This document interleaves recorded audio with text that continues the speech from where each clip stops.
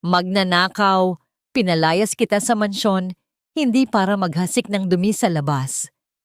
Ang sigaw ni Don Ricardo ay tila latay sa pagkatao ni Esperanza. Habang nakaluhod sa putikan, tanging ang basag na botelya ng disinfectant ang yakap ng byuda. Sa loob ng marangyang kotse, nakangiti ang ahas na si Beatrice. Ngunit hindi nila alam, ang hawak ni Esperanza ay hindi ginto, kundi ang huling pag-asa ng kanyang naghihingalong anak. Sino nga ba ang tunay na kumuha sa buhay ng asawa niya? Isang malupit na katotohanan ang sasabog sa kanilang mga mukha.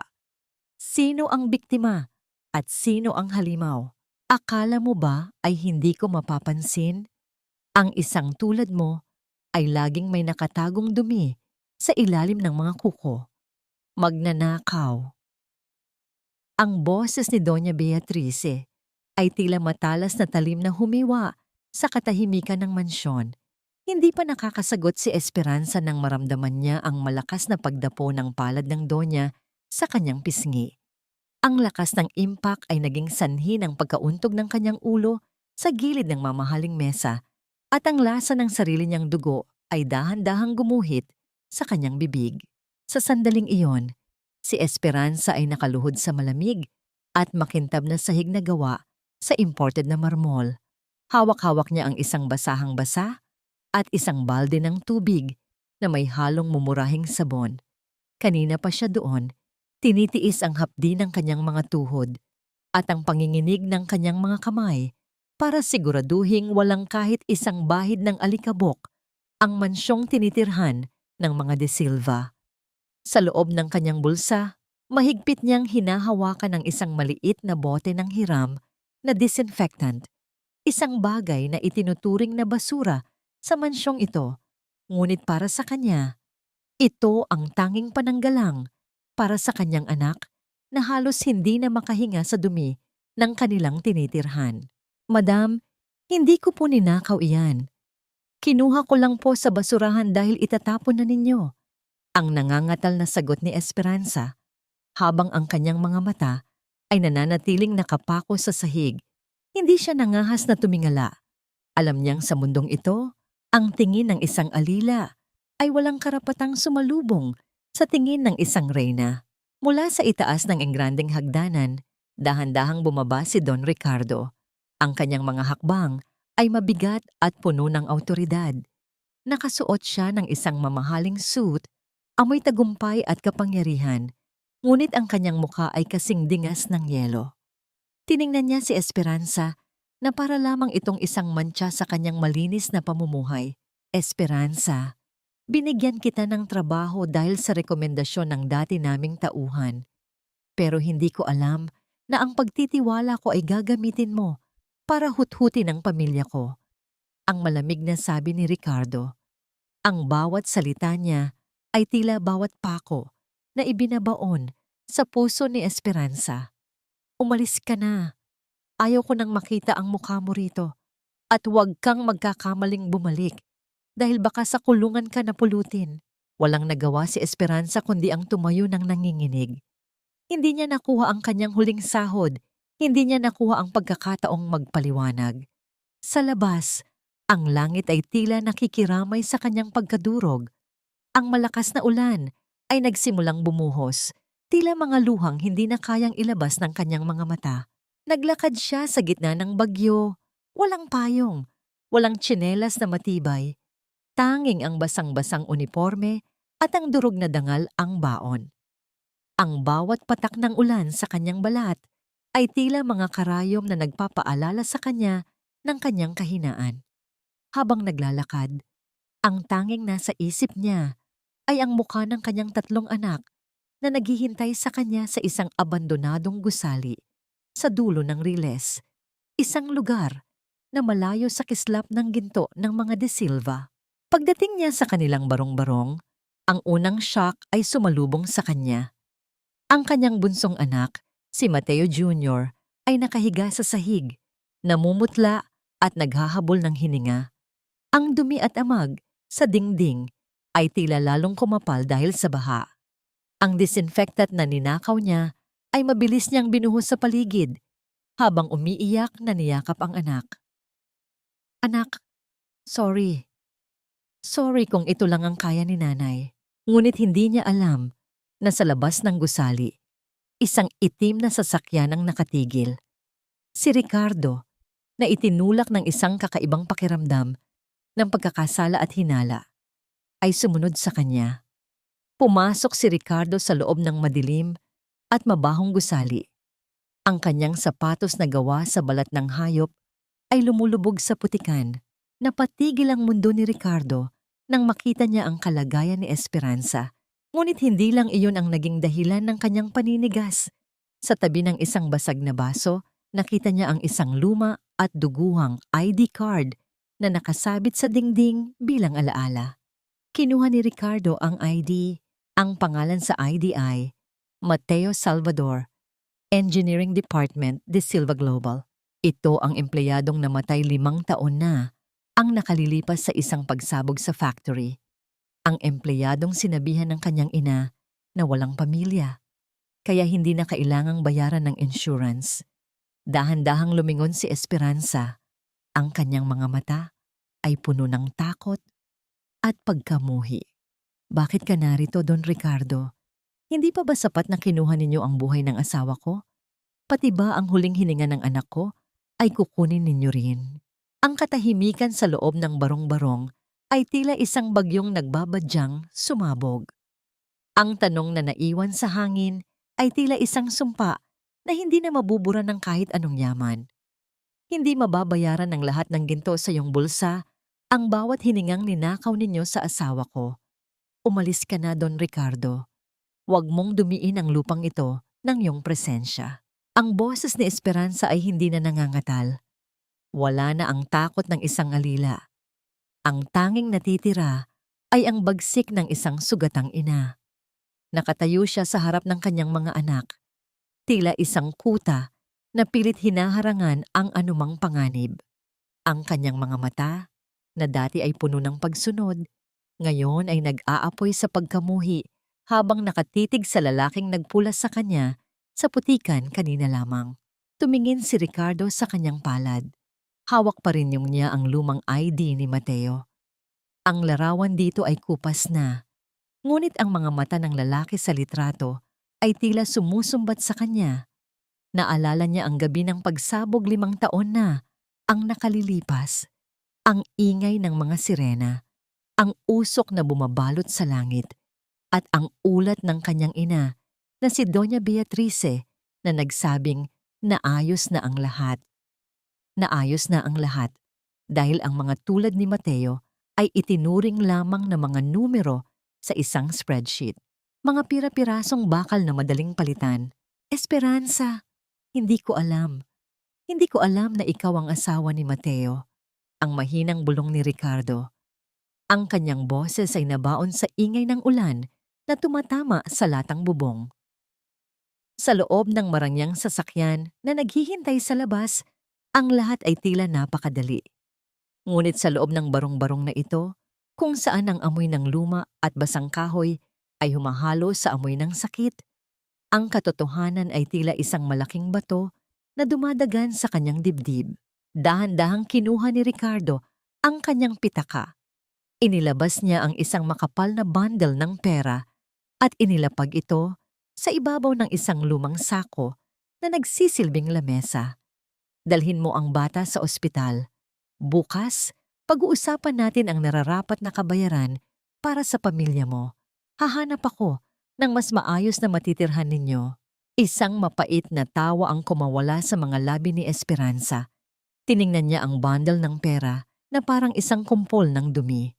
Kabayaran?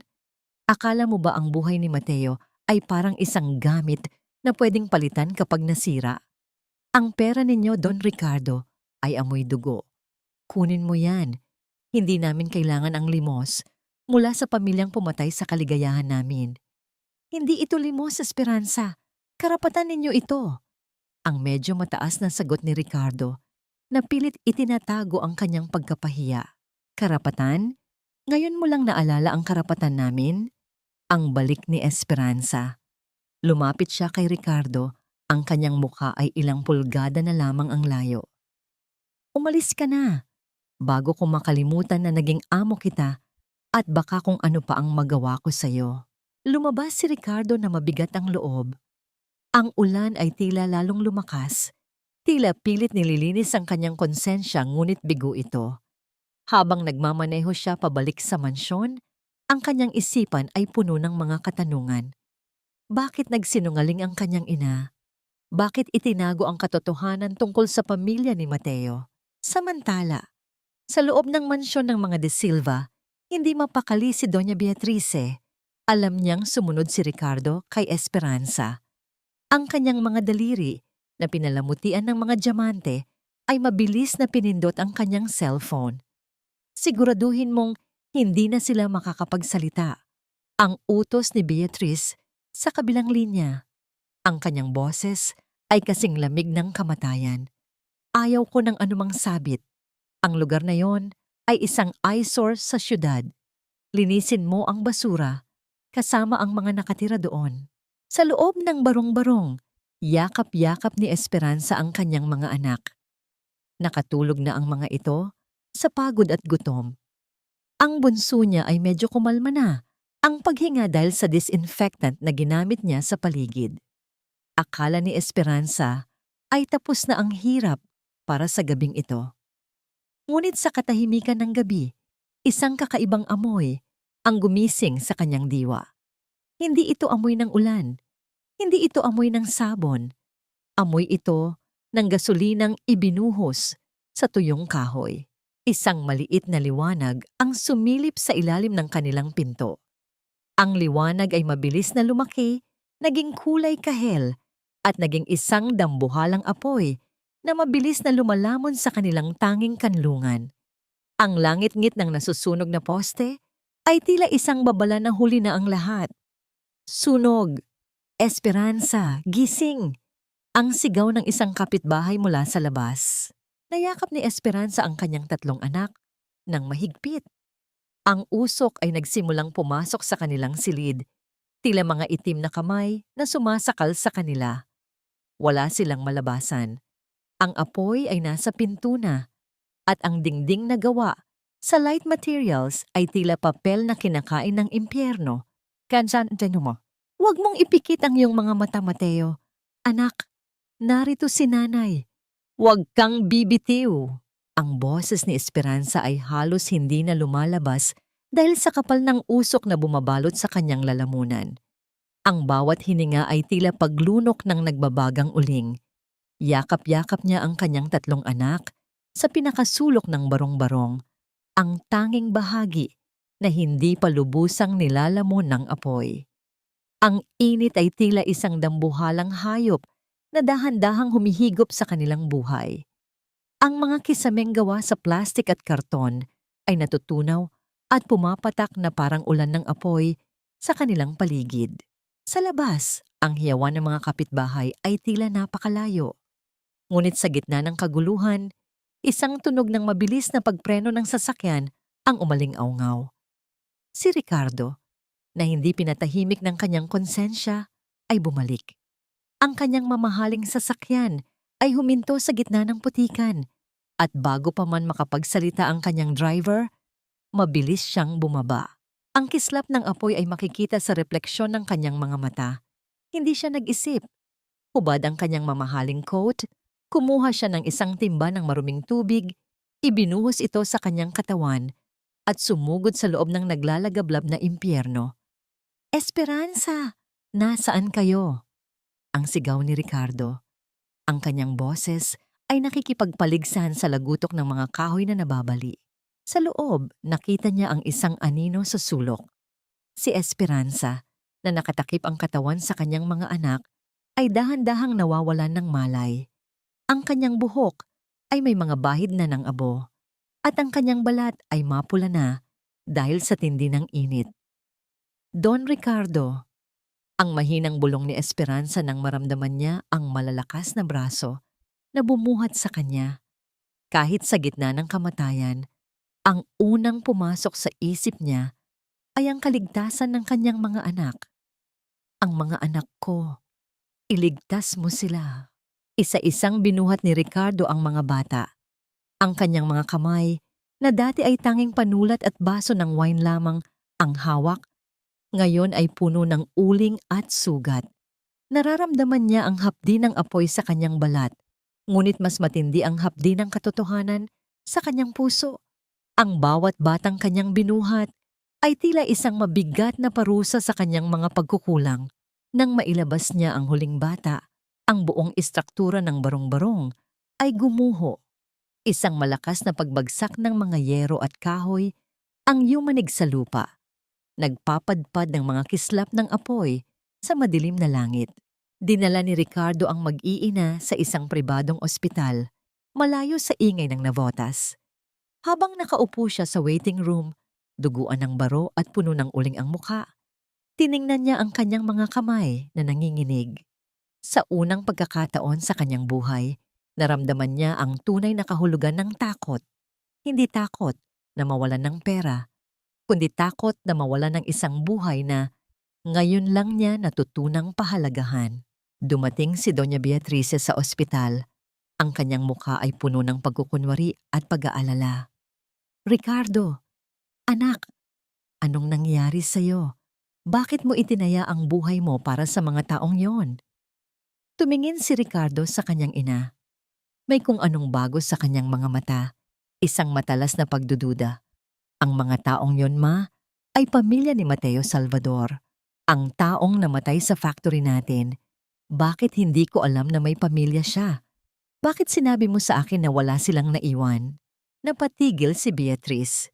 Sandaling nawala ang kanyang poise, ngunit mabilis siyang nakabawi. Maraming Mateo sa mundo, Ricardo. Huwag kang magpadala sa emosyon mo. Baka ginagamit lang nila ang sitwasyon para makuha ang awa mo. Awa?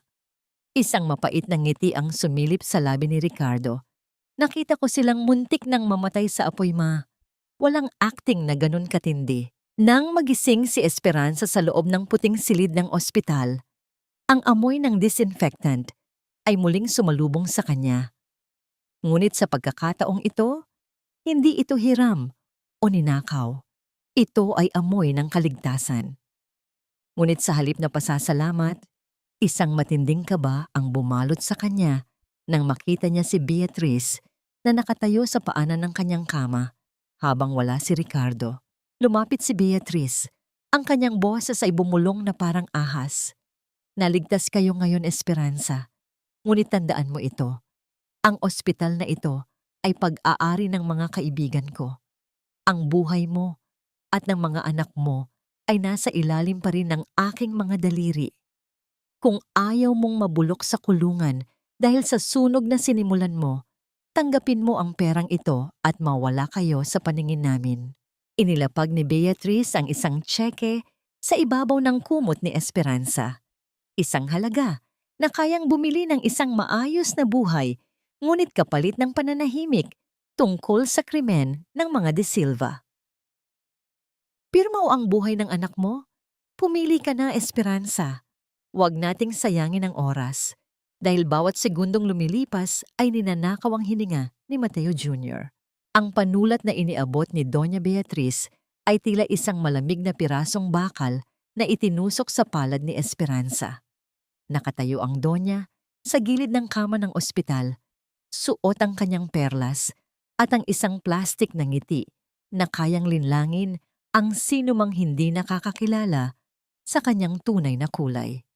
Sa kabilang panig, ang isang nurse ay nakatayo ng tahimik, hawak ang isang clipboard na naglalaman ng waiver, isang dokumentong nagsasabing ang pamilya Salvador ay hindi maghahabol ng anumang demanda laban sa De Silva Global kapalit ng libreng operasyon ng bata.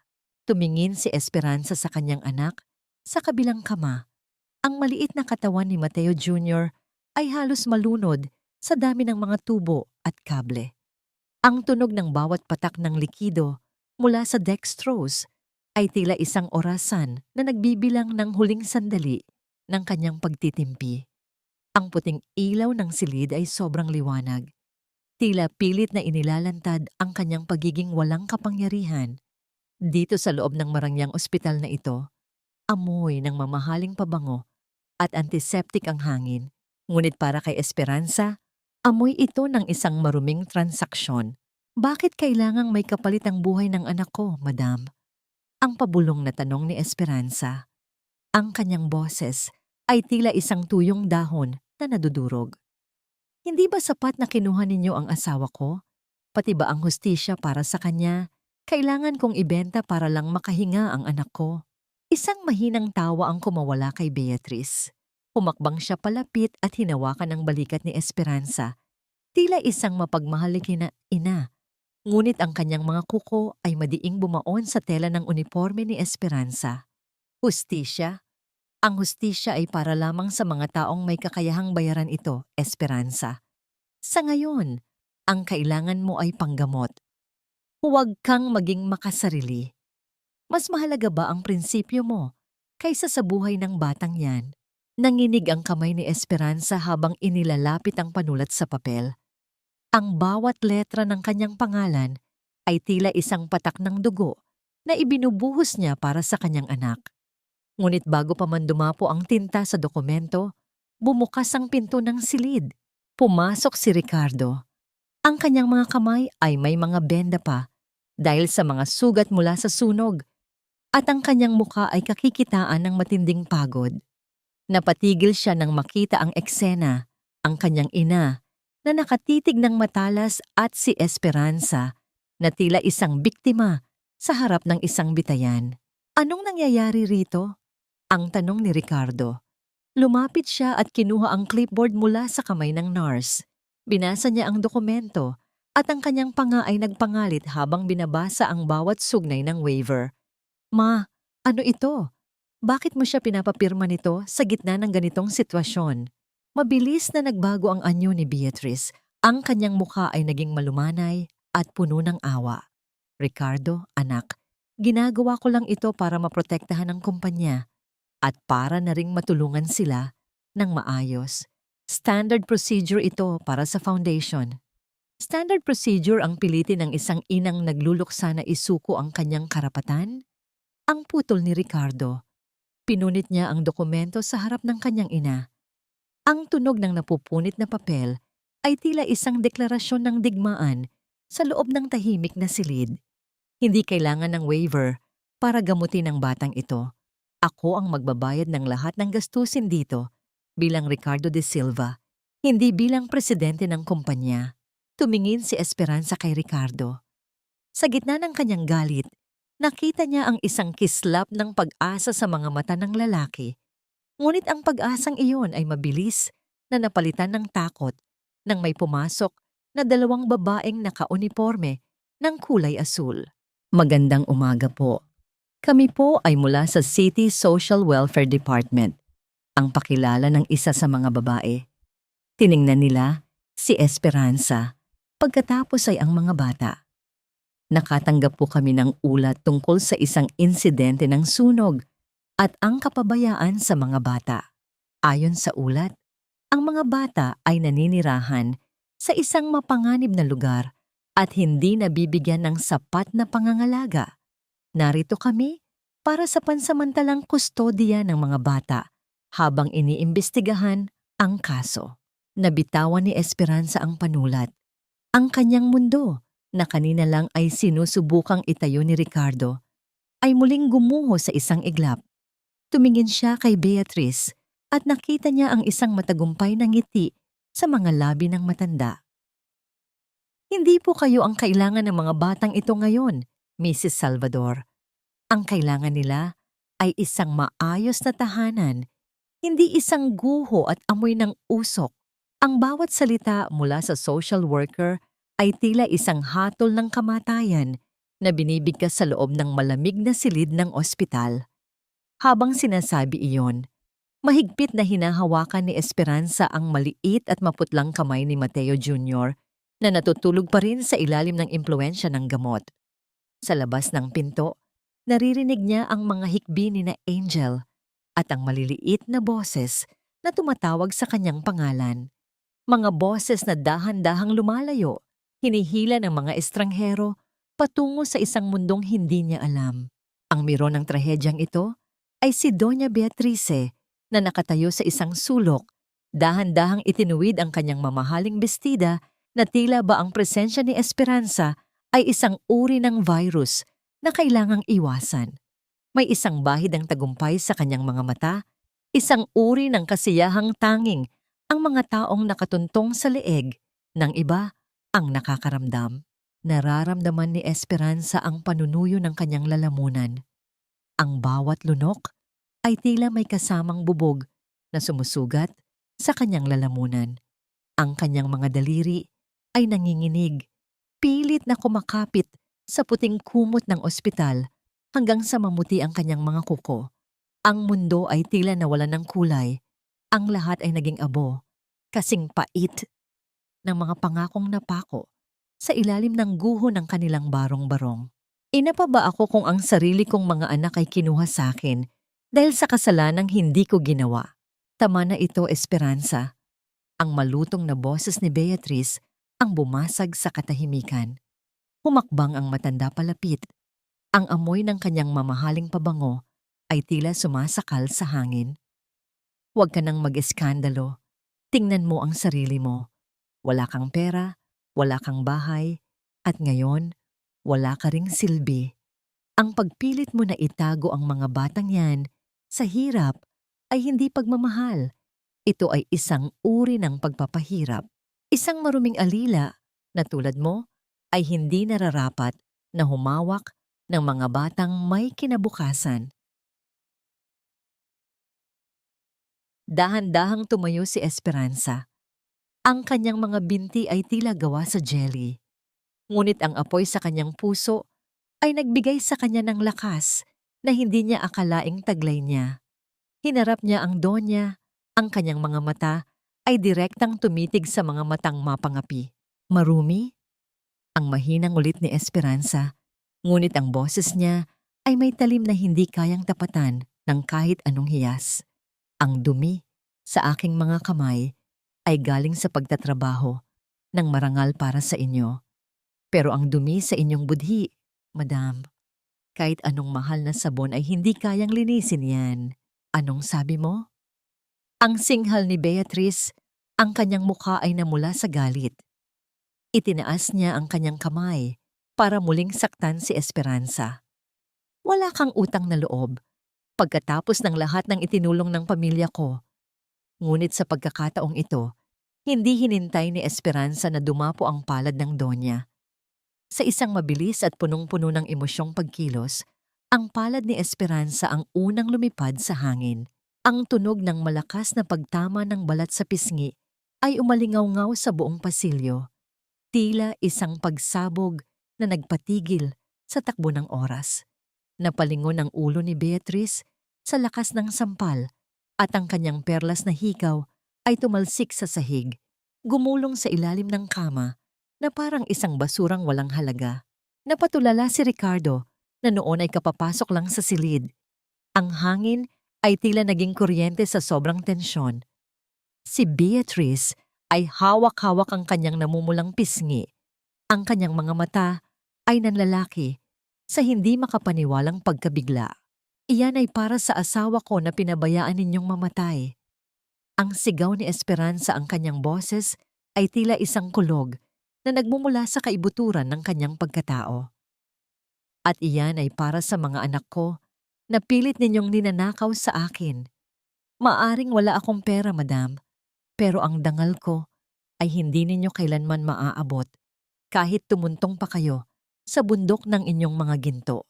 Ricardo! Ang tili ni Beatrice, ang kanyang boses ay naging paos sa sobrang galit. Tingnan mo ang hayop na ito. Tawagan mo ang pulis. Ipakulong mo ang babaeng ito. Ngayon din. Tumingin si Ricardo kay Esperanza. Nakita niya ang isang inang handang makipaglaban sa kamatayan, ang isang babaeng dinurog ng kanyang pamilya, ngunit nananatiling nakatayo. Lumapit si Ricardo, hindi para kay Beatrice, kundi para humarang sa gitna nilang dalawa. Tama na, Ma, ang matigas na sabi ni Ricardo. Umalis ka na rito bago ko pa makalimutan na ina kita. At sabihin ko sa lahat kung ano ang tunay na nangyari sa factory 5 taon na ang nakalilipas. Napatigil si Beatrice. Ang kanyang galit ay napalitan ng isang malamig na takot nang makita ang determinasyon sa mga mata ng kanyang anak. Isang pirasong papel lang ang kailangan ko noon, Ricardo. Isang pirasong papel na nagsasabing buhay ang asawa ko bago siya lamunin ng apoy sa factory ninyo. Pero ang ibinigay ninyo sa akin ay katahimikan. At ang katahimikang iyon ang unti-unting pumatay sa amin. Ang boses ni Esperanza ay tila isang malalim na buntong hininga na nanggagaling sa kailaliman ng isang tuyong balon. Nakaupo siya sa isang silya sa loob ng isang pribadong silid sa ospital kung saan mabilis siyang inilipat ni Ricardo bago pa man sila maabutan ng mga nagkakagulong reporters sa labas. Ang silid ay amoy mamahaling bulaklak at bagong labang mga linen, ngunit para kay Esperanza, ang bawat sulok nito ay tila isang hawla na gawa sa ginto. Ang kanyang mga kamay ay nakapatong sa kanyang kandungan, nanginginig at tila hindi malaman kung saan ilalagay ang bigat ng kanyang nararamdaman. Nakatayo si Ricardo sa harap ng bintana, nakatingin sa mga ilaw ng syudad na tila mga maliliit na bituing walang pakiramdam sa dusa ng mga tao sa ibaba. Ang kanyang anino sa dingding ay tila isang higante na dahan-dahang gumuguho. Ang bawat salita ni Esperanza ay tila isang latay sa kanyang likuran. Alam niya ang katotohanan. Alam niya ang lihim na itinago niya sa loob ng 5 taon.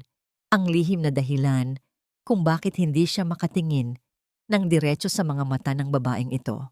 Dahan-dahang lumingon si Ricardo. Ang kanyang mukha ay tila isang pahina ng librong punong-puno ng mga burado at maling desisyon. Lumapit siya sa kanyang lamesa at kinuha ang isang itim na envelope na kanina pa niya tinititigan.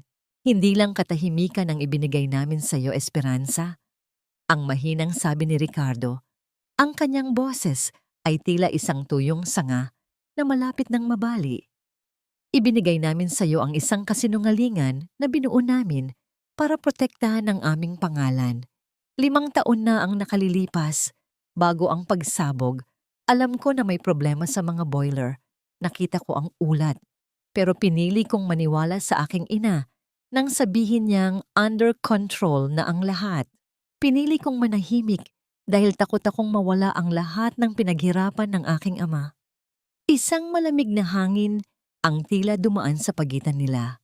Ang pag-amin ni Ricardo ay tila isang laso na dahan-dahang kumakalat sa loob ng silid.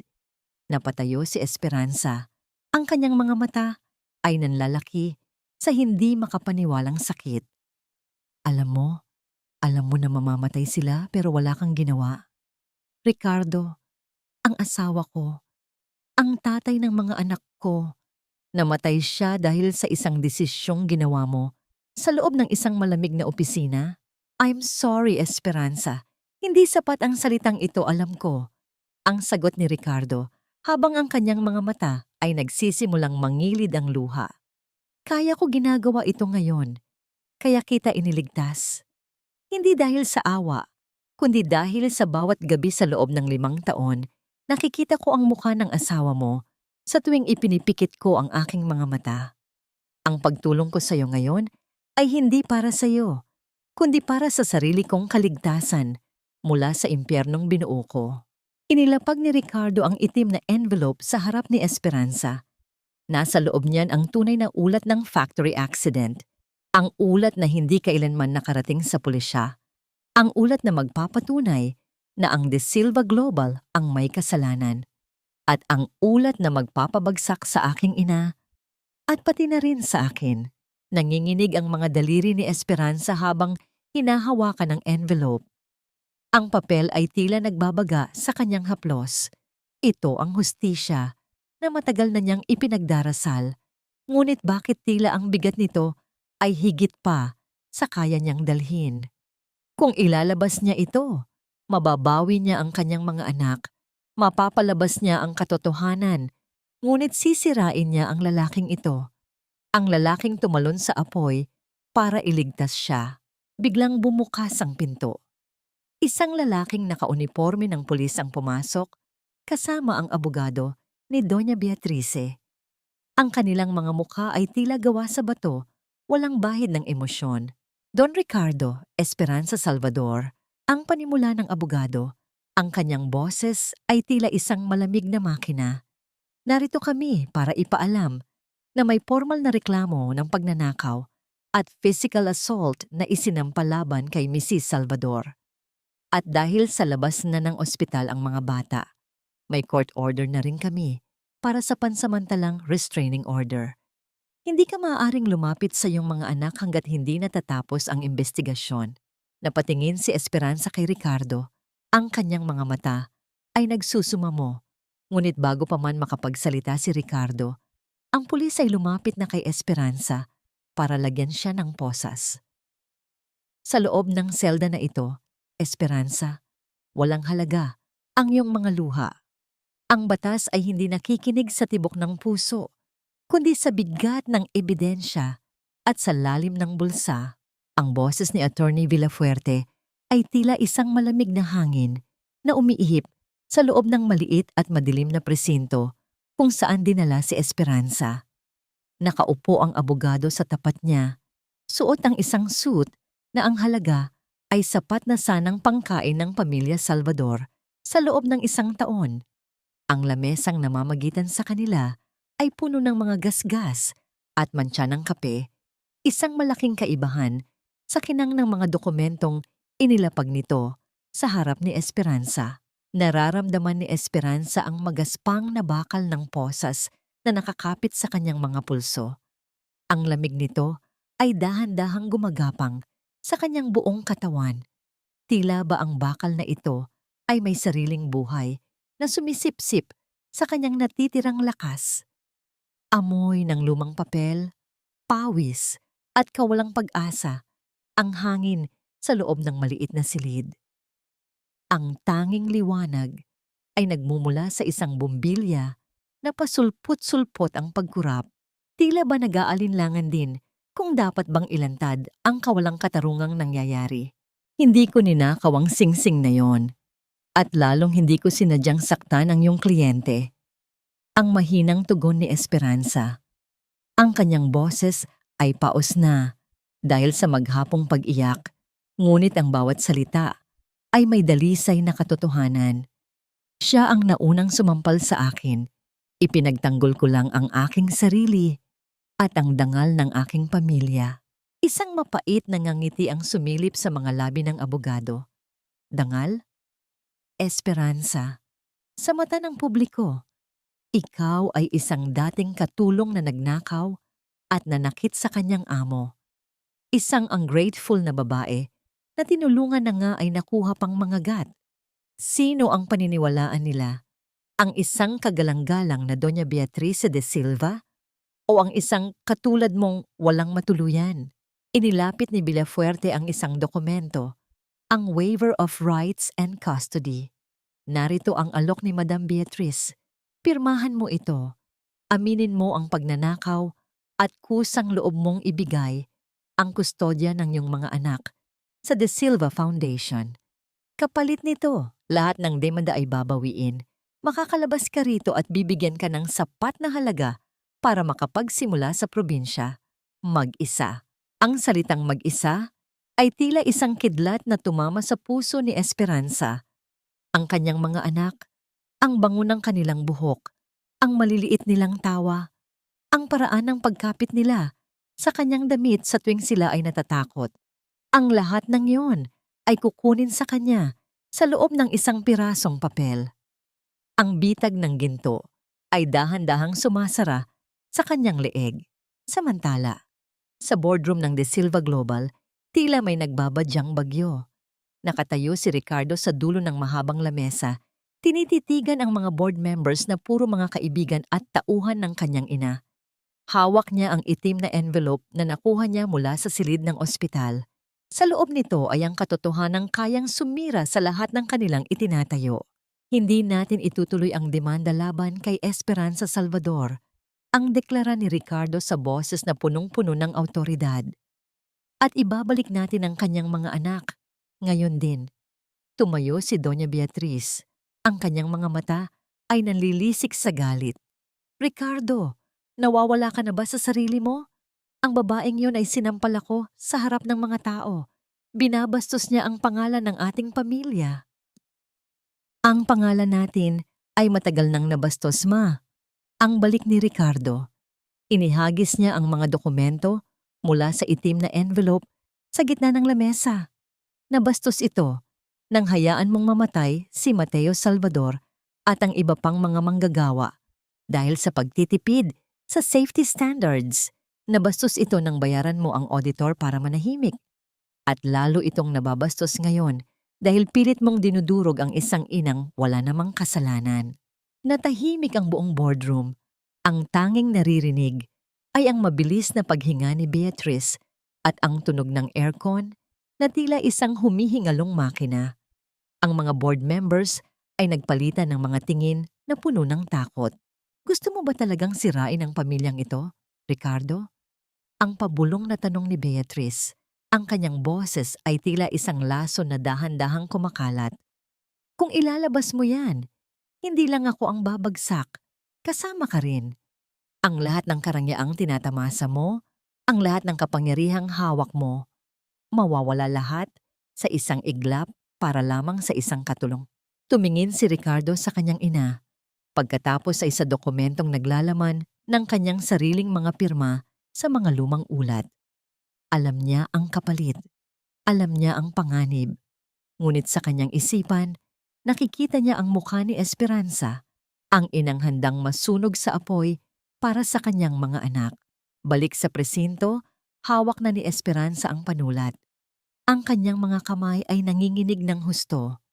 Ang bawat patak ng pawis mula sa kanyang noo ay tila nagsusumamo na huwag niyang gawin niyang ito. Ngunit naisip niya si Mateo Jr.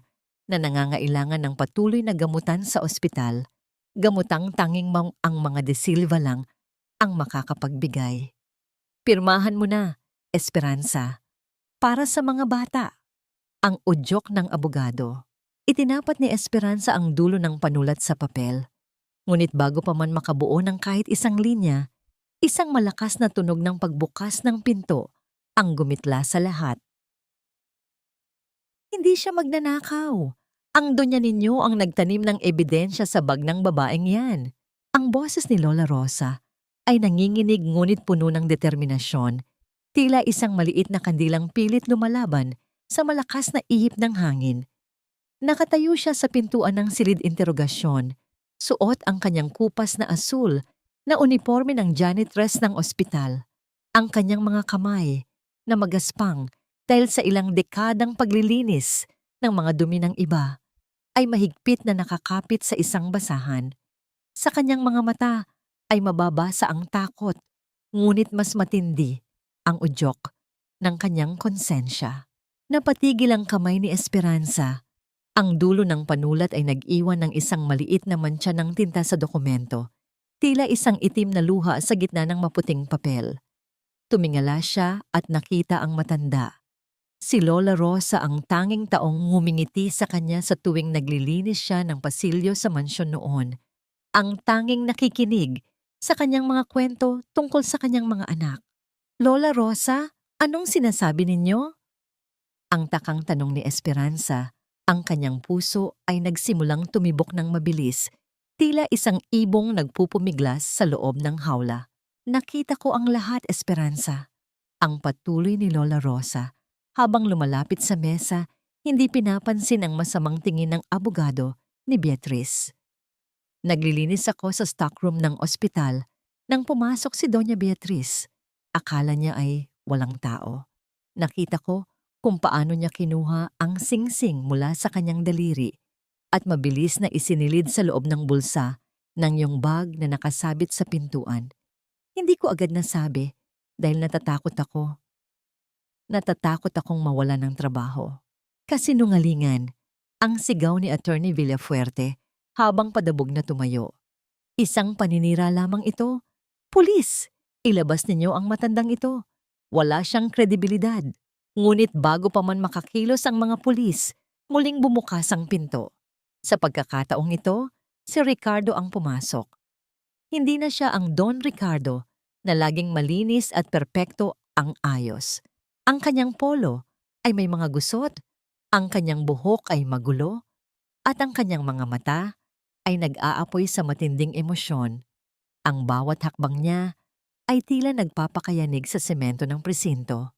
Dire-diretso siyang lumapit kay Esperanza. Hindi niya pinansin ang abogado, hindi niya pinansin ang mga pulis.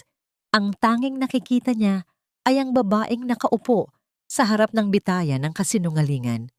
Dahan-dahan niyang hinawakan ang mga kamay ni Esperanza. Ang mga kamay na nakaposas pa rin. Ang lamig ng bakal ay tila dumaloy sa sarili niyang mga ugat. Nagpaparamdam sa kanya ng sukdulang pighati. Esperanza, nandito na ako. Huwag mo nang pipirmahan yan. Ang mahinang bulong ni Ricardo. Ang kanyang boses ay tila isang mainit na kumot sa gitna ng taglamig. Ang kanyang hinlalaki ay dahan-dahang humahaplos sa likod ng palad ni Esperanza. Isang simpleng haplos na nagpapahiwatig ng proteksyon at pangako. Sa sandaling iyon, tila huminto ang mundo para kay Esperanza. Ang amoy ng mamahaling pabango ni Ricardo na may halong amoy ng usok at pagod ay pumuno sa kanyang mga pandama. Nadama niya ang init ng balat ni Ricardo, ang lakas na nanggagaling sa mga kamay na dati ay tanging utos lamang ang ibinibigay sa kanya. Isang kakaibang kuryente ang dinaloy ng haplos na yon. Isang pakiramdam na sa kabila ng lahat ng dusa, may isang taong handang sumalo sa kanya. Ricardo, ang mga anak ko. Kinuha nila ang mga anak ko. Ang hikbi ni Esperanza. Ang kanyang unang luha ay pumatak sa ibabaw ng kamay ni Ricardo. Mababawi natin sila. Pangako ko sa'yo. Hindi ko hahayaang saktan pa kayo ng pamilya ko. Ang sagot ni Ricardo, habang pilit na binubuksan ng kanyang sariling kalooban para sa babaeng ito. Pulis, tanggalin ninyo ang mga posas na yan. Ngayon din, may hawak akong ebidensya na ang kasong ito ay isang frame-up. Inilapag ni Ricardo ang kanyang cellphone sa mesa at ipinatugtog ang isang audio recording. Ito ang usapan nila ni Beatrice sa boardroom kanina, kung saan indirektang inamin ng Donya ang kanyang mga plano para linisin ang gulo. Ang bawat salita ni Beatrice ay tila isang lason na bumabaligtad sa sikmura ng sino mang nakikinig. Napaupo si Attorney Villafuerte, ang kanyang mukha ay nawala ng kulay. Alam niyang talo na sila. Nang matanggal ang mga posas, hindi agad bumitaw si Ricardo sa kamay ni Esperanza. Inalalayan niya itong tumayo. Ang kanyang braso ay dahan-dahang pumalibot sa likuran ni Esperanza para suportahan ang nanghihina nitong katawan. Ang pagdikit ng kanilang mga balat ay tila isang tahimik na usapan, isang paghingi ng tawad at isang pag-asa sa paghilom. Salamat, Ricardo. Ang tanging nasabi ni Esperanza habang isinasandal ang kanyang ulo ng bahagya sa balikat ni Ricardo. Sa gitna ng dilim ng presinto, ang sandaling iyon ay tila isang gintong alaala na ayaw nilang matapos. Ngunit ang katahimikan ay muling bumasag nang tumunog ang cellphone ni Ricardo. Isang text message mula sa isang hindi kilalang numero. Kung gusto mong makitang buhay ang mga bata, sabihin mo sa katulong na yan na manahimik. Ang social welfare ay hindi lang ang may hawak sa kanila ngayon. Napatingin si Ricardo sa labas ng bintana. Isang itim na van ang mabilis na umalis mula sa tapat ng presinto. Nasaan ang mga anak ko, Ricardo? Sabi mo ligtas na kami. Sabi mo tapos na ang lahat. Ang boses ni Esperanza ay tila isang punit na telang iwinawagayway sa gitna ng bagyo. Sa tapat ng presinto, sa ilalim ng malamig na liwanag ng posteng kuryente, ang kanyang mundo ay muling nagkapira-piraso. Ang bawat salita niya ay may kasamang hapdi na tila hinihiwa ang gabi. Ang kanyang mga kamay, na kanina lang ay naramdaman ng init ng pag-asa, ngayon ay nakakapit ng mahigpit sa braso ni Ricardo. Tila ito na lamang ang tanging bagay na nagpapanatili sa kanya sa ibabaw ng lupa. Naramdaman ni Ricardo ang panginginig ni Esperanza, Isang panginginig na tagos hanggang sa kanyang sariling buto. Ang kanyang cellphone na hawak pa rin niya ay tila isang nagbabagang bakal sa kanyang palad. Tinitigan niya ang text message. Ang bawat letra ay tila isang patalim na tumatarak sa kanyang dangal bilang isang De Silva. Ang pag-ibig na nagsisimulang sumibol sa kanyang puso ay agad na sinalubong ng malupit na realidad ng kanyang pinagmulan. Hahanapin natin sila, Esperanza. Pangako ko sa'yo ibabalik ko sila. Ang mahinang sagot ni Ricardo, ngunit ang kanyang boses ay puno ng determinasyon. Inalalayan niya si Esperanza patungo sa kanyang sasakyan. Ang tunog ng pagsara ng pinto ay tila isang hudyat ng pagsisimula ng isang bagong laban. Habang nagmamaneho sa madilim na kalsada ng Manila, ang isipan ni Ricardo ay tila isang makinang mabilis na nag-iisip. Alam niya kung sino ang may gawa nito. Alam niya ang estilo ng kanyang ina. Ngunit may isang bagay na hindi nagtutugma. Bakit kailangang dumaan sa kidnapping kung hawak na ng social welfare ang mga bata? Maliban na lamang kung may ibang tao pa sa loob ng kumpanya na nais siyang ibagsak. Tumigil sila sa tapat ng isang lumang warehouse ng De Silva Global. Ang warehouse kung saan nakatago ang mga lumang dokumento ng factory, 5 taon na ang nakalilipas. Dito niya nahanap ang itim na envelope at dito rin niya inaasahang mahanap ang sagot sa lahat. Dito muna tayo, Esperanza. Kailangan kong makuha ang huling piraso ng ebidensya bago tayo humarap sa kanila. Ang sabi ni Ricardo habang bumababa ng sasakyan. Ang amoy ng kalawang at luma na alikabok ay sumalubong sa kanila pagpasok sa loob. Ang tanging liwanag ay ang flashlight mula sa cellphone ni Ricardo na gumagawa ng mga mahahabang anino sa mga dingding na tila mga multo ng nakaraan. Sa dulo ng mga istante, nahanap ni Ricardo ang isang asul na folder. Binuksan niya ito at doon tumambad ang katotohanang mas masahol pa sa kanyang inaakala. Hindi lang basta nagtipid si Beatrice sa safety materials. Ang mga materyales na ginamit sa boiler na sumabog ay mga substandard na kagamitan na binili mula sa isang kumpanyang pag-aari rin ng kanyang ina sa ilalim ng ibang pangalan. Ito ay hindi lang aksidente. Ito ay isang planadong kapabayaan para sa pansariling kita. Ricardo, tingnan mo ito, ang tawag ni Esperanza. Nakatayo siya sa tabi ng isang lumang lamesa. Doon, nakita ni Ricardo ang isang maliit na sapatos. Ang sapatos ng kanyang bunsong anak na si Mateo Jr. May bahid ito ng sariwang putik. Nagsimulang kumabog ang dibdib ni Ricardo. Hindi lang ito warehouse. Ito ang lugar kung saan dinala ang mga bata bago sila inilipat sa ibang lugar. Ang bawat tibok ng kanyang puso ay tila isang babala.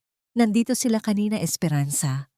Ang bulong ni Ricardo, ang kanyang mga mata ay nag-aapoy sa galit. Hinatid sila rito ng mga tauhan ni Beatrice para itago. Biglang umalingaw-ngaw ang tunog ng isang papasok na tawag sa cellphone ni Ricardo. Isang unknown number. Nang sagutin niya ito, ang boses ni Beatrice ay narinig. Ngunit hindi ito ang boses ng isang nagmamakaawa. Ito ang boses ng isang reynang handang sunugin ang kanyang kaharian para lamang hindi ito maagaw ng iba. Ricardo, anak, masyado ka ng malalim sa mundong hindi mo kinabibilangan. Ang sabi ni Beatrice, ang mga bata ay ligtas. Sa ngayon. Ngunit kung itutuloy mo ang pagbibigay ng ebidensya sa media, tinitiyak ko sa iyo, walang matitira sa pamilya Salvador. Pati na rin sa iyo. Maitigil mo na ito. Sumusobra ka na. Ang sigaw ni Ricardo. Ang kanyang boses ay yumanig sa loob ng warehouse. Sumusobra. Ginagawa ko ito para sa iyo. Para sa pangalan natin. Ang sagot ni Beatrice. Piliin mo, Ricardo. Ang katotohanan ba na wawasak sa atin? O ang buhay ng mga batang yan at ng babaeng kasama mo? Napatingin si Ricardo kay Esperanza. Nakita niya ang babaeng nawalan na ng lahat, ang babaeng naging biktima ng kanyang pamilya. Ngunit ang tanging hinihiling lamang ay ang kaligtasan ng kanyang mga anak. Ang puso ni Ricardo ay tila nahahati sa dalawa. ang kanyang tungkulin sa kanyang pamilya, at ang kanyang pag-ibig at katarungan para kay Esperanza. Dahan-dahang ibinaba ni Ricardo ang telepono. Tiningnan niya ang sapatos ng bata sa kanyang kamay. Pagkatapos ay ang folder ng ebidensya. Tao. Huwag kang gagalaw, Esperanza. Manatili ka sa likod ko. Hayaan mong ako ang maging kalasag mo kahit sa huling pagkakataon. Ang boses ni Ricardo ay tila isang mahinang pakiusap na hinaluan ng bakal. Ang kanyang katawan ay matigas na nakaharang sa harap ni Esperanza, tila isang pader na pilit sumasalo sa kamatayan. Sa gitna ng madilim at maalikabok na warehouse, ang maliit na pulang tuldok ng laser ay dahan-dahang gumagapang sa dibdib ng kanyang mamahaling polo, tila isang nagbabagang uling na naghahanap ng mapupwestuhan sa kanyang puso. Nararamdaman ni Esperanza ang mabilis na paghinga ni Ricardo. Ang init ng likuran nito na dumidikit sa kanyang nanginginig na mga palad. Amoy ng lumang bakal, alikabok, at ang matapang na pabango ni Ricardo ang pumupuno sa kanyang ilong. Ang katahimikan sa loob ng warehouse ay tila isang mabigat na kumot na sumasakal sa kanila, kung saan ang tanging maririnig ay ang tibok ng kanilang mga puso na tila mga tambol na nagbabadya ng digmaan. Ricardo, umalis ka na riyan. Ang mga anak ko ang kailangan ko, hindi ang buhay mo. Ang pabulong na hikbi ni Esperanza. Ang kanyang mga kamay ay dahan-dahang humawak sa baywang ni Ricardo. Pilit itong itinutulak palayo sa panganib. Sapat na ang nawala sa akin. Huwag mo nang idagdag ang sarili mo sa listahan ng mga kinuha ng pamilya ninyo. Nakatayo lamang siya roon, walang lakas, upang kumilos habang pinapanood ang pagkasira ng lahat ng pinanghawakan niya. Gusto niyang hilahin si Bella palayo at sigawan si Renato hanggang matauhan ito. Ngunit nanatiling mabigat ang kanyang katawan. Para bang tuluyan siyang pinako ng sakit sa kinatatayuan niya. Sa gitna ng masayang musika at maiingay na tawanan, may narinig siyang mga salitang tuluyang nagpabasag sa kanyang puso. Biglang umalingaw-ngaw ang boses ni Doña Beatriz mula sa mga speaker ng warehouse. Isang malamig at mekanikal na boses na tila nanggagaling sa kailaliman ng impyerno. Masyado kang madamdamin, Ricardo. Akala mo ba ay bayani ka? Ang katotohanan ay walang silbi sa mga taong patay na. Ibigay mo ang folder at pakakawalan ko ang mga bata.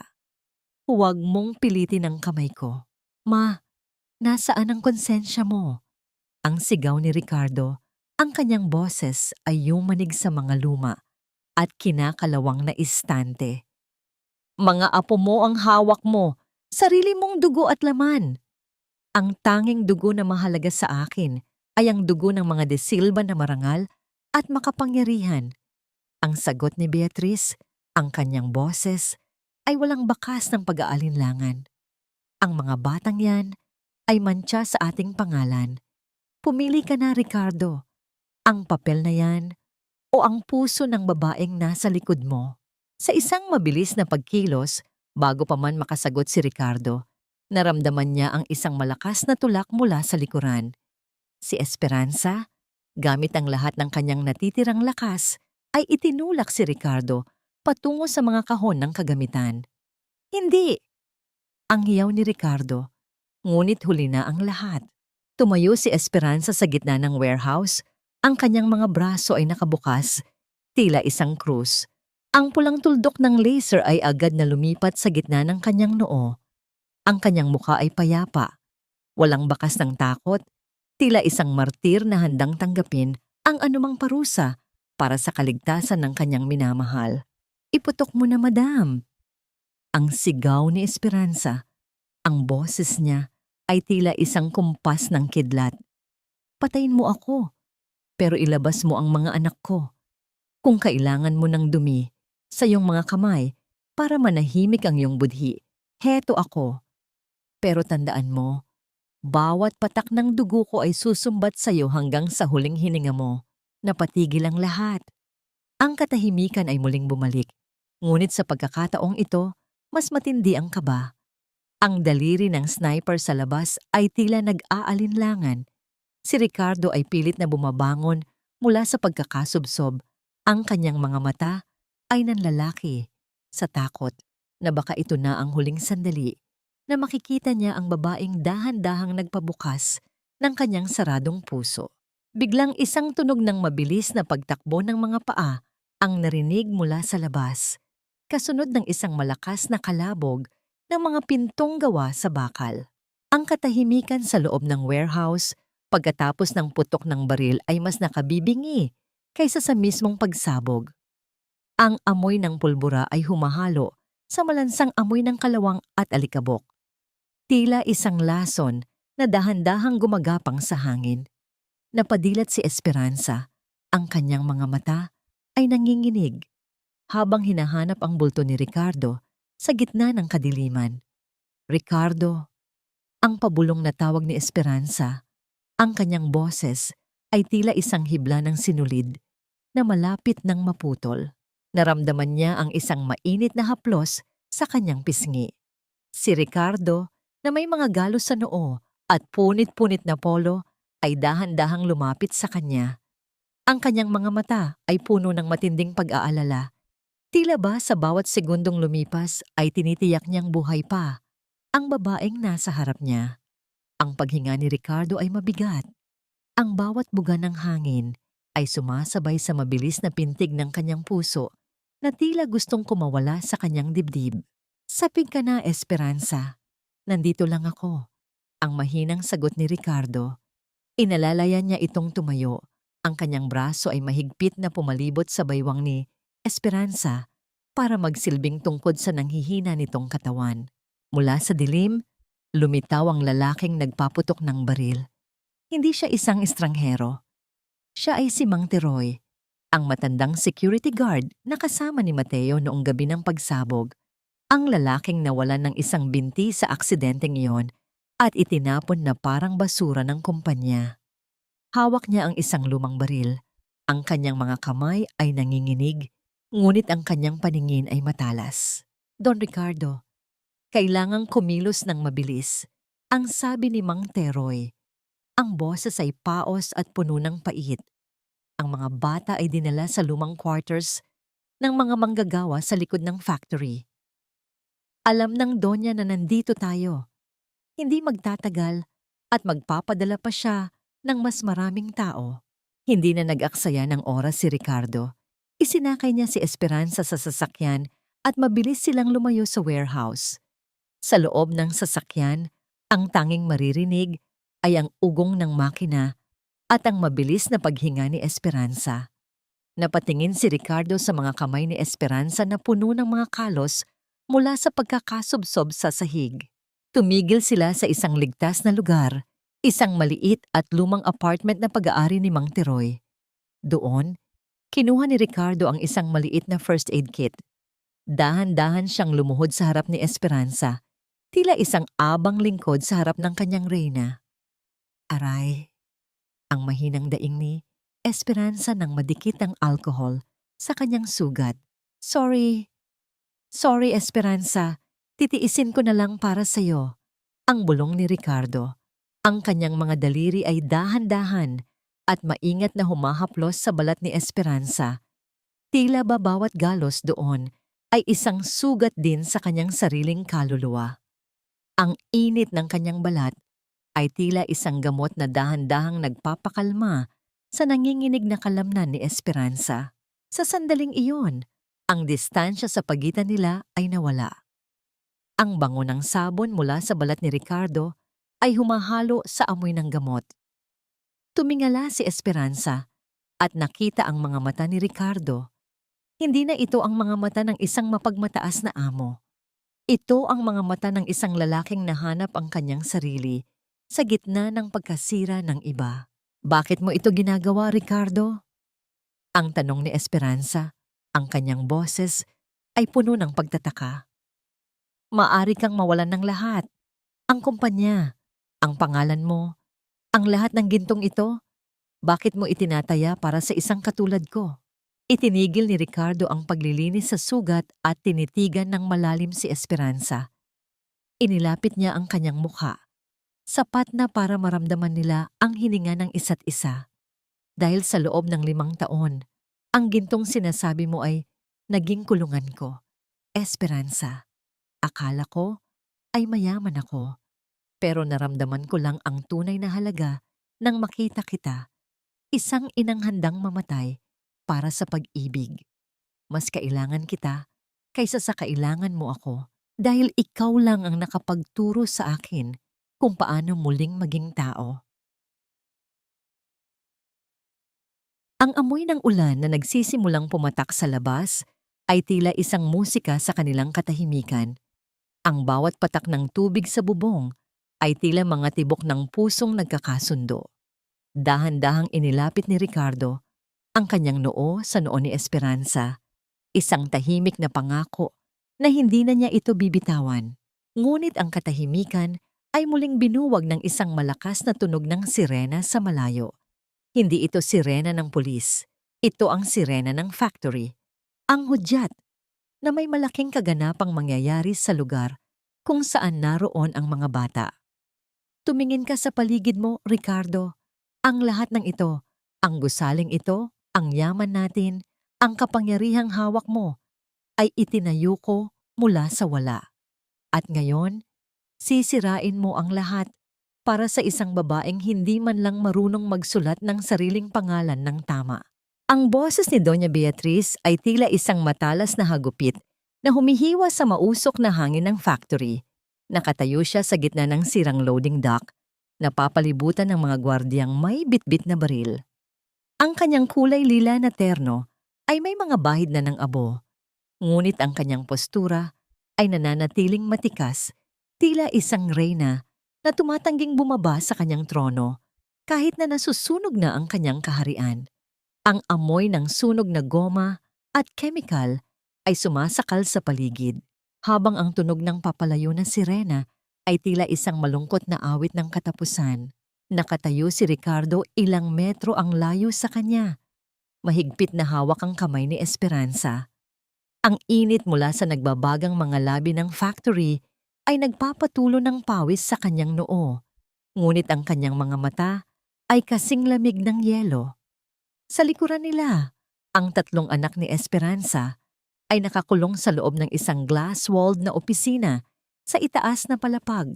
Nakikita nila ang maliliit na kamay ng mga bata na pumapalo sa salamin. Ngunit walang boses na lumalabas. Hindi yaman ang itinayo mo, ma. Isang sementeryo ang binuo mo. Ang sagot ni Ricardo, ang boses niya ay malalim at puno ng hinagpis. Ang bawat poste ng factory na ito ay nakatuntong sa mga buto ng mga taong pinabayaan mo. At ang yaman na sinasabi mo, amoy dugo ito, ma. Kahit anong gawin mong pagpapabango, hindi mo na maitatago ang bulok na katotohanan. Isang mapait at nakakangilong tawa ang kumawala sa mga labi ni Beatriz. Humakbang siya palapit. Ang kislap ng kanyang mga brilyante sa leeg ay tila nanunukso sa gitna ng kadiliman. Gaslighting? Iyan ba ang itinuro sa iyo ng babaeng yan? Ricardo, anak, ako ang nagbigay sa iyo ng lahat. Ang bawat pagkain sa mesa mo, ang bawat karangyaan mo, ay galing sa bulok na katotohanang sinasabi mo. Kung ako ay isang demonyo, ikaw ay ang aking tagapagmana, huwag kang magmalinis. Naramdaman ni Ricardo ang panginginig ng kamay ni Esperanza. Tumingin siya sa babaeng mahal niya at nakita niya ang luhang dahan-dahang gumuguhit sa mukha nito. Mga luhang hindi para sa sarili, kundi para sa mga anak na nasa panganib. Madam, ang boses ni Esperanza ay mahina, ngunit matibay, tila isang ugat ng puno na ayaw bumitaw sa lupa. Maaring wala akong pinag-aralan, gaya ng sabi ninyo, pero alam ko ang pagkakaiba ng pag-aari at pag-agaw. Ang yaman ninyo ay inagaw ninyo sa mga pamilyang nawalan ng ama. Ang kapangyarihan ninyo ay ninakaw ninyo sa hustisya. Ang tanging itinayo ninyo ay isang tore ng kasinungalingan. At ngayon, ang toreng iyan ay bumabagsak na. Manahimik ka! Ang singhal ni Beatriz sabay senya sa kanyang mga tauhan. Ricardo, ibigay mo ang folder ng ebidensya. Ngayon din. O panonoorin mong gumuho ang opisina na yan kasama ang mga anak ng babaeng ito. Isang pindot ko lang sa switch na ito at ang huling tangke ng gas ay sasabog. Inilabas ni Beatrice ang isang maliit na remote control. Ang kanyang mga daliri ay nanginginig sa desperasyon. Ang mukha niya ay hindi na mukha ng isang aristokrata. Ito ay mukha ng isang taong nalulunod at handang manghila ng sino mang malapit sa kanya. Ina, ang tawag ni Ricardo, at sa pagkakataong ito, may halong awa ang kanyang boses. Ito na ang huling pagkakataon. Natatawagin kitang ina.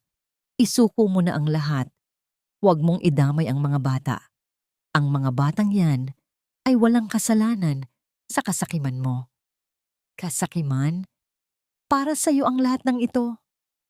Ang yaw ni Beatrice, ang kanyang boses, ay naging paos sa sobrang emosyon.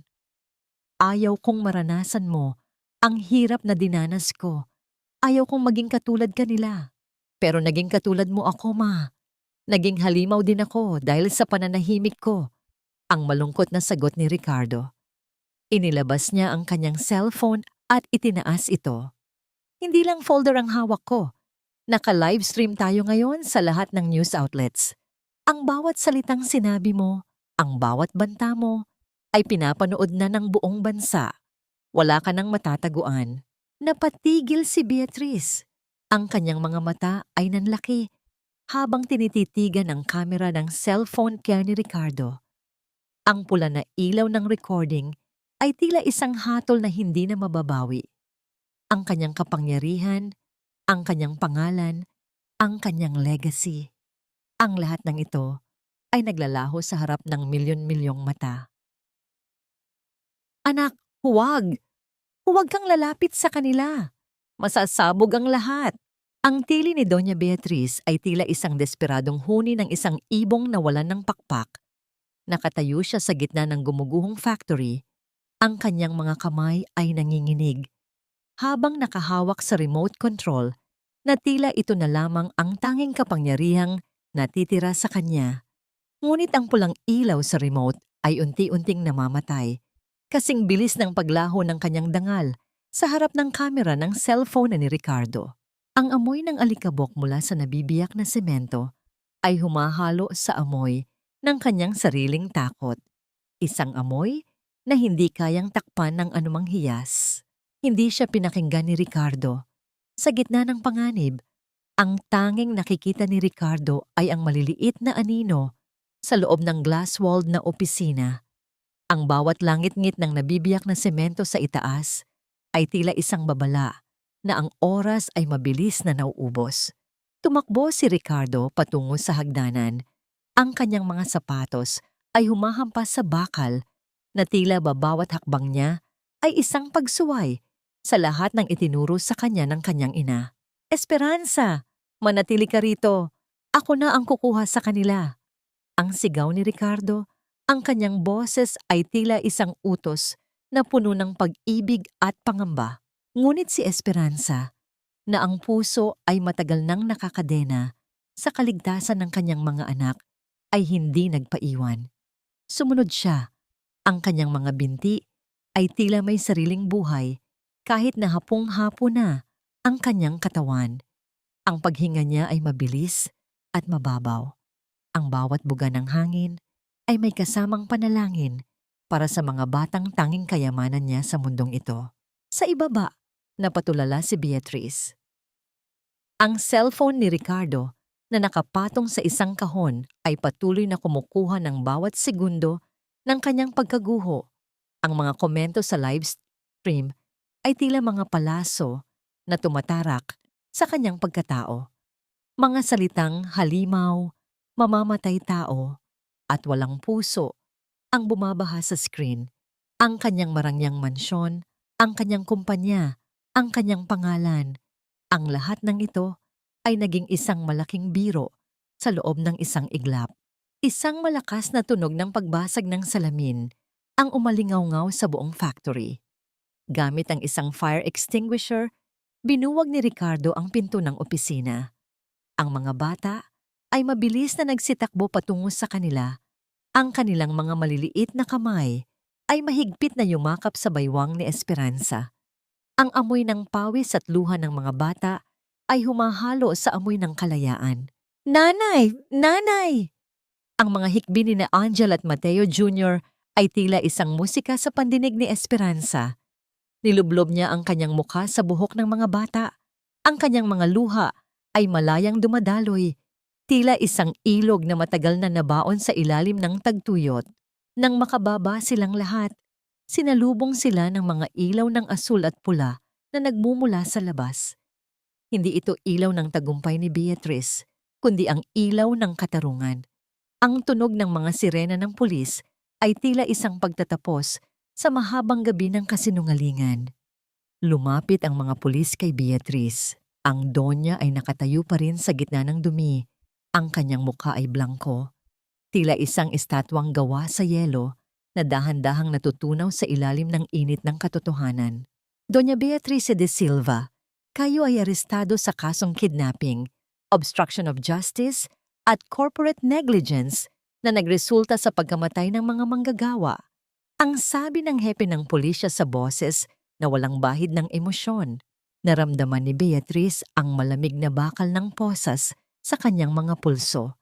Ang parehong posas na ipinalagay niya kay Esperanza kanina lang.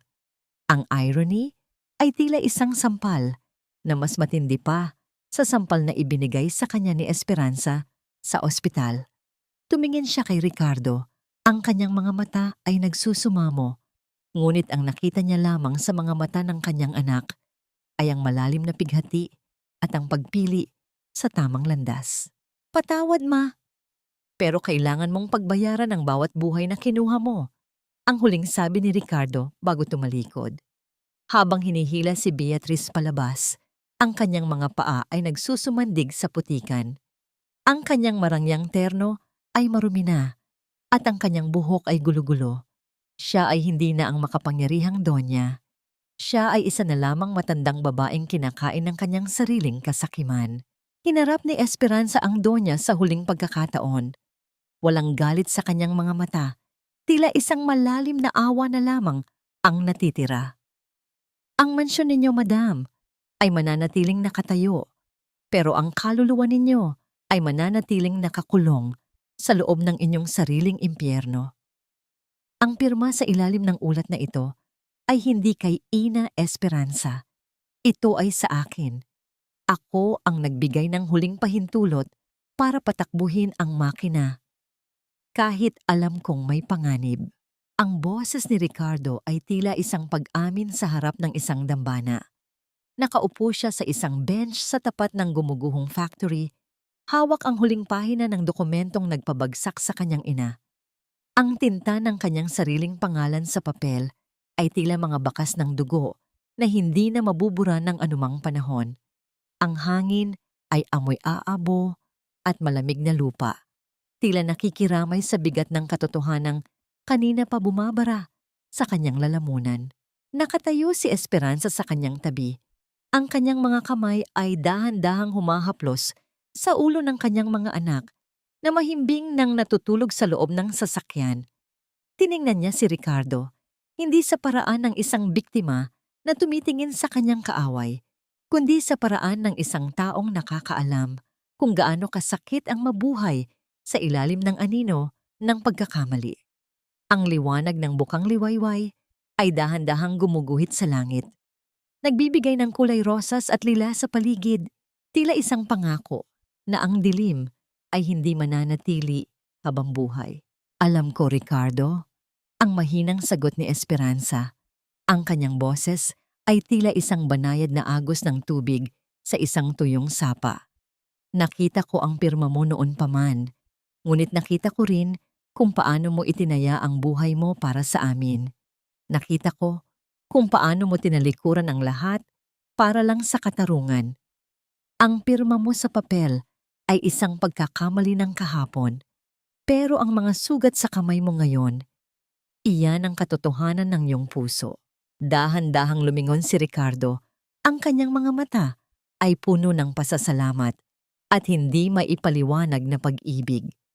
Ibibigay ko ang sarili ko sa batas, Esperanza. Hindi ako lalayo. Tatanggapin ko ang anumang parusa para sa pagkukulang ko. Pero bago yon, gusto kong ayusin ang lahat para sa inyo at para sa lahat ng pamilyang nawalan. Lumipas ang mga buwan na tila isang mahabang paglalakbay sa disyerto. Hindi tinakbuhan ni Ricardo ang kanyang pananagutan. Sa harap ng media at ng hukuman, inamin niya ang kanyang kapabayaan. Ang kumpanya ng mga De Silva ay dumaan sa isang matinding reorganisasyon. Ang lahat ng yaman na nakuha mula sa pandaraya ay ibinalik sa mga biktima. Ang bawat pamilya ng mga namatay sa factory ay nakatanggap hindi lang ng pera, kundi ng pagkakataong makapagsimula muli.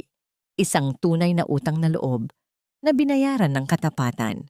Isang hapon, sa lugar kung saan dati ay nakatayo ang barong-barong ni Esperanza, isang bagong tanawin ang sumalubong sa mga tao.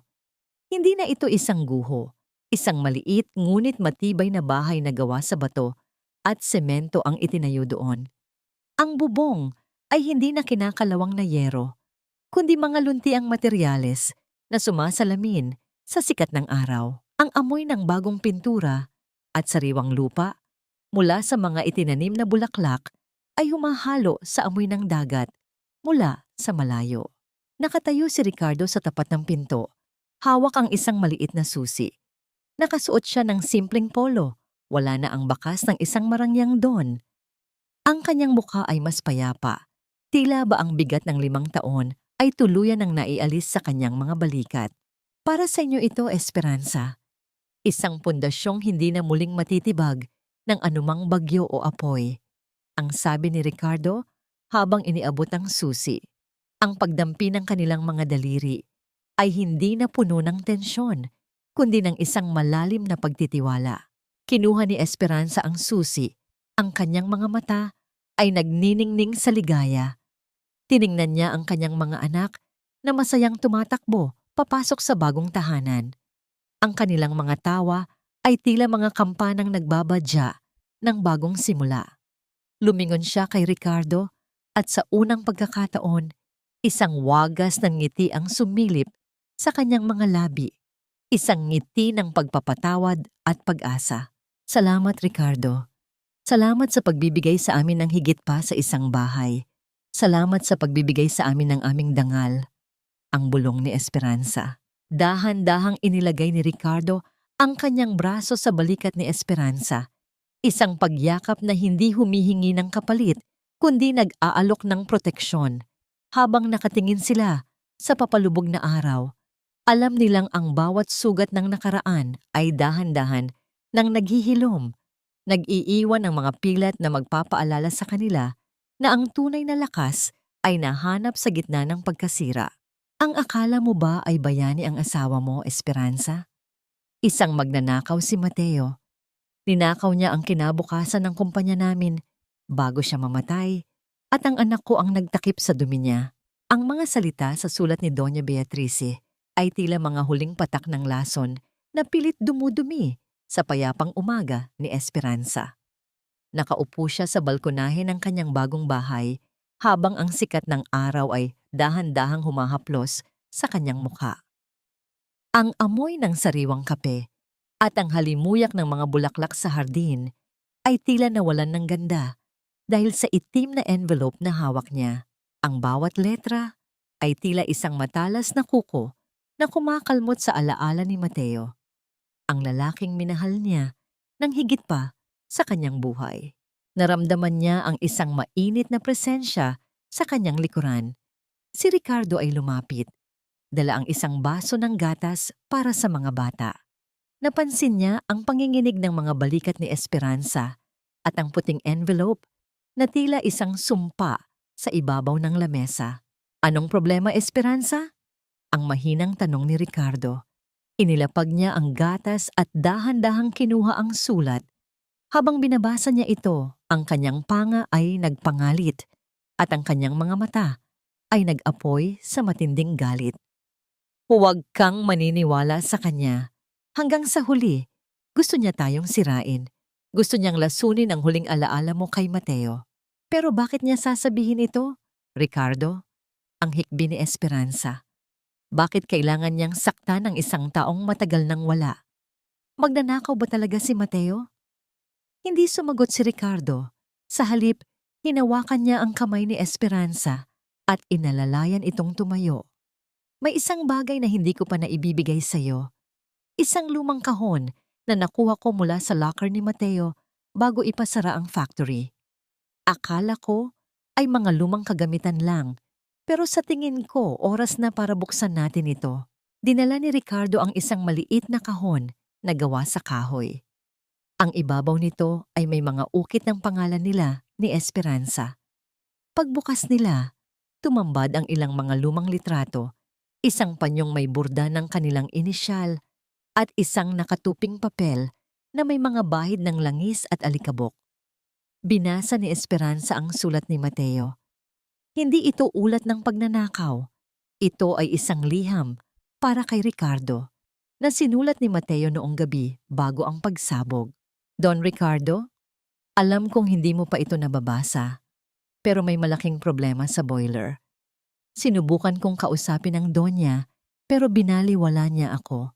Kinuha ko ang mga logbook para patunayan ang pandaraya sa materyales. Hindi ko ito ninakaw para sa sarili ko. Kinuha ko ito para protektahan ang mga manggagawa. Kung may mangyari sa akin, pakiusap, alagaan mo ang pamilya ko. Napahagulgol si Esperanza. Ang pagnanakaw na sinasabi ni Beatrice ay ang pagkuha ni Mateo sa mga ebidensyang maglalantad sa kasamaan ng Donya. Si Mateo ay hindi magnanakaw. Siya ay isang martir na namatay habang sinusubukang itama ang mali.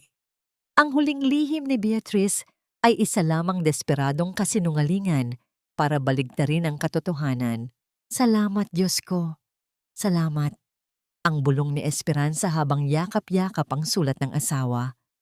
Ang bigat sa kanyang dibdib ay tuluyan ng naglaho, pinalitan ng isang matinding dangal.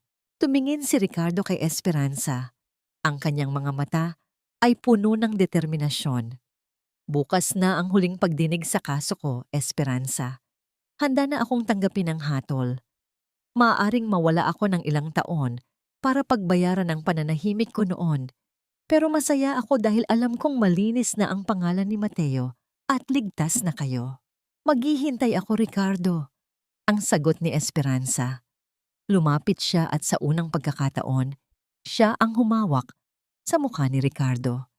Ang haplos ng kanyang mga palad ay puno ng pagpapatawad at isang pangakong hindi na mabubura. Anumang tagal, anumang hirap, narito lang kami. Hindi ka na nag-iisa. Dahan-dahang inilapit ni Ricardo ang kanyang mukha. Ang kanilang mga noo ay nagdampi. Isang tahimik na sandali kung saan ang amoy ng bagong pag-asa ay humahalo sa pait ng pamamaalam. Walang salita ang kailangan. Ang bilis ng pintig ng kanilang mga puso ay sapat na para sabihin ang lahat. Kinabukasan, sa harap ng korte, tumayo si Ricardo ng may dangal. Habang binabasa ang hatol na 2 taong pagkakakulong dahil sa corporate negligence, hindi siya yumuko.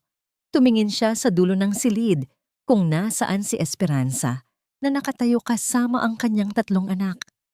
Ang nangiti ni Esperanza ay tila isang tanglaw na magbibigay sa kanya ng liwanag sa loob ng madilim na selda. Ang paglaya ay hindi lamang ang paglabas sa likod ng mga rehas na bakal. Para kay Ricardo, ang tunay na paglaya ay ang sandaling wala na siyang itinatagong anino sa kanyang puso. 2 taon ang mabilis na lumipas, tila mga dahon na tinangay ng hangin, ngunit ang mga bakas ng nakaraan ay nanatiling mga pilat na nagpapaalala ng katatagan. Isang maaliwalas na hapon, ang sikat ng araw ay dahan-dahang humahalik sa mga dahon ng mangga sa bakuran ng bagong tahanan ni Esperanza. Ang amoy ng nilulutong sinigang ay humahalo sa halimuyak ng mga bulaklak na sampagwita na nakatanim sa paligid ng bakod. Ang katahimikan ng paligid ay binabasag lamang ng masasayang hiyaw ng mga bata na naglalaro sa malawak na damuhan.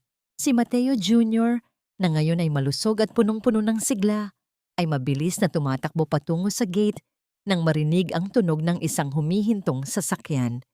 Hindi ito ang marangyang itim na sasakyan ng mga De Silva noon, kundi isang simpleng puting kotse. Bumukas ang pinto at lumabas ang isang lalaki. Nakasuot siya ng simpleng puting t-shirt at maong. Ang kanyang balat ay medyo nasunog ng araw. At ang kanyang muka ay may mga linyang nagpapakita ng kanyang mga pinagdaanan. Ngunit ang kanyang mga mata ay nagniningning sa isang uri ng kapayapaan na hindi kayang bilhin ng anumang korporasyon. "Tito Ricardo!" ang sigaw ng bata, habang mabilis na yumakap sa binti ng lalaki.